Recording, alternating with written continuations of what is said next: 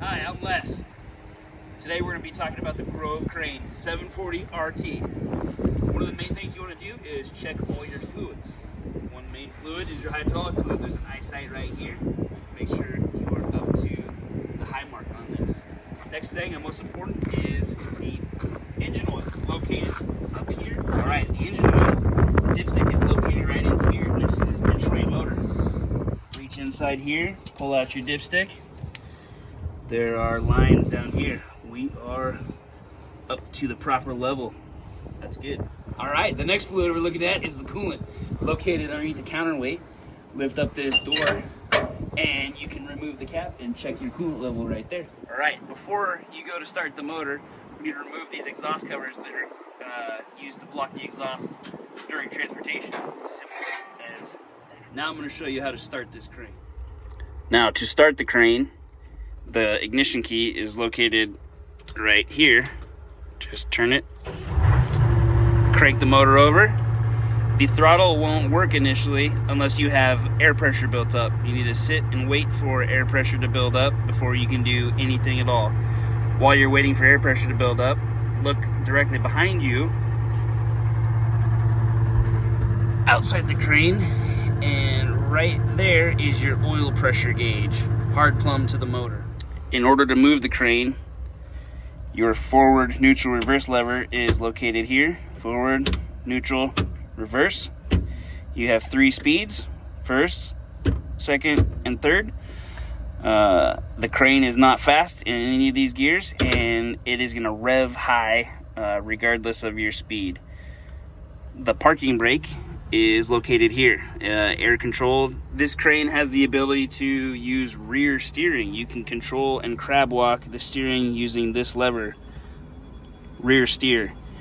In order to run and operate the crane, the tires must be straight, so you make sure you go back to a straight line before you try to do any lifting. Like most vehicles, the gas pedal is on the right, brake pedal is on the left. When you are looking to shut the engine off, turn the key to the off position, and then down here is the actual engine stop button. This will turn the motor off.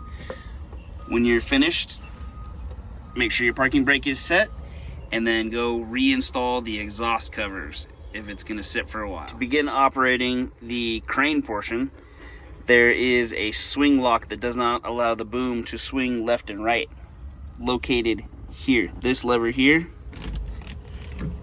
is in the locked position.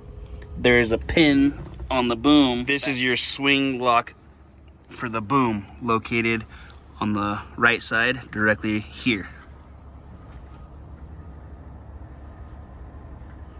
It does not allow the boom to swing at all.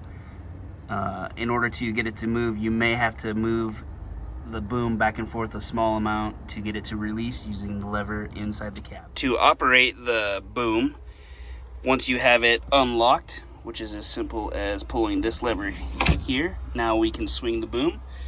This is your main boom, which you can also control with the foot lever down here, dual purposely.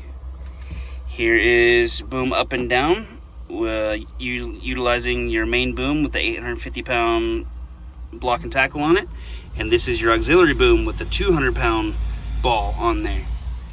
Moving to this side, we already talked about crab walking using this smaller one here. This will telescope the boom in and out.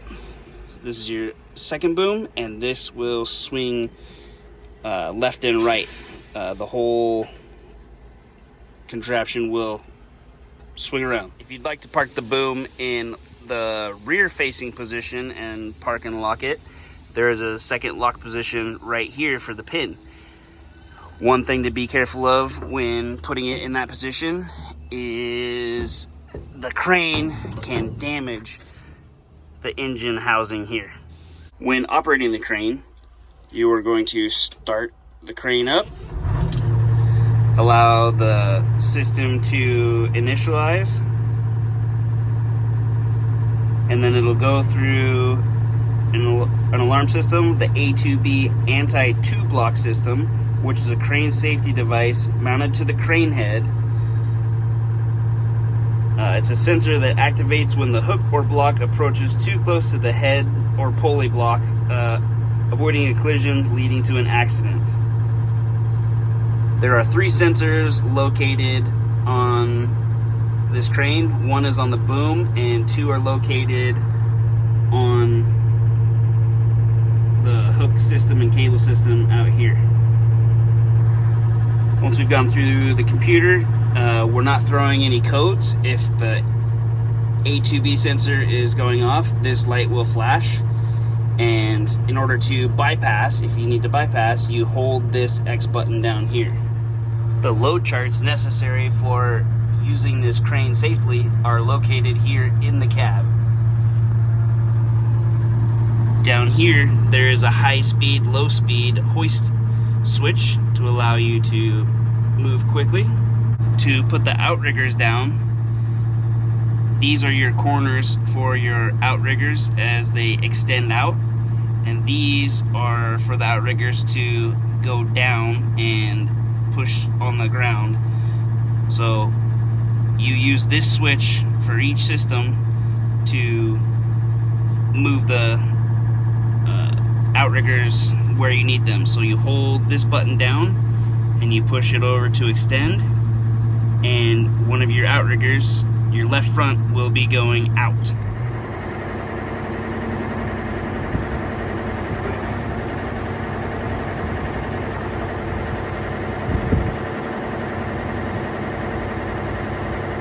So the outrigger coming out and going down. What you need to do is these wooden pads go on the ground between the metal pads and the earth.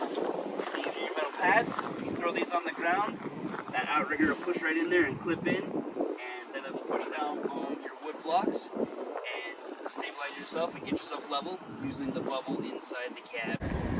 This is your auxiliary line. It's got a 200-pound ball on here. This is one of your A2B sensors. So this sensor, when it reads that there's no weight on the sensor, you can see here as it lifts up, that's going to throw you a code inside the cab and not allow you to do anything.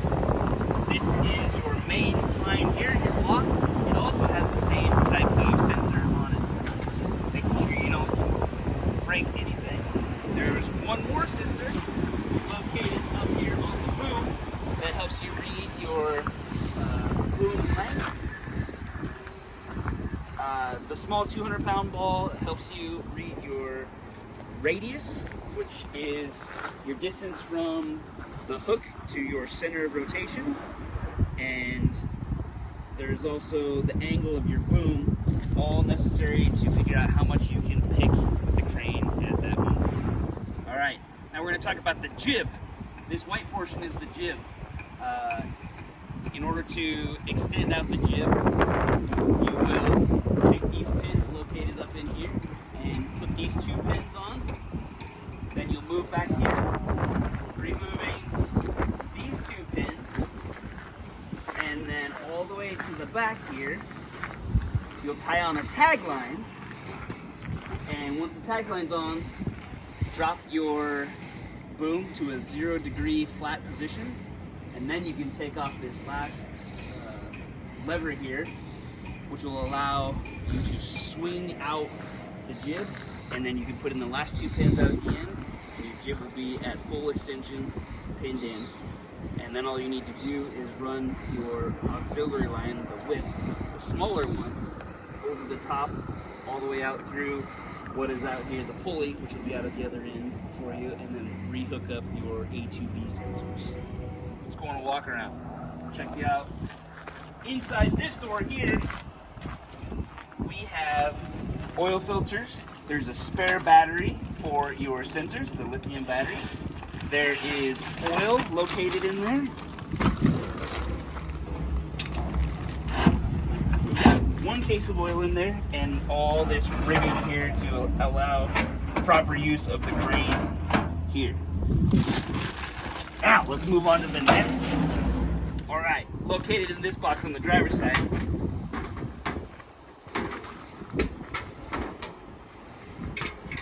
we have more oil for the next oil change, And this is also your battery box. Battery is located in there.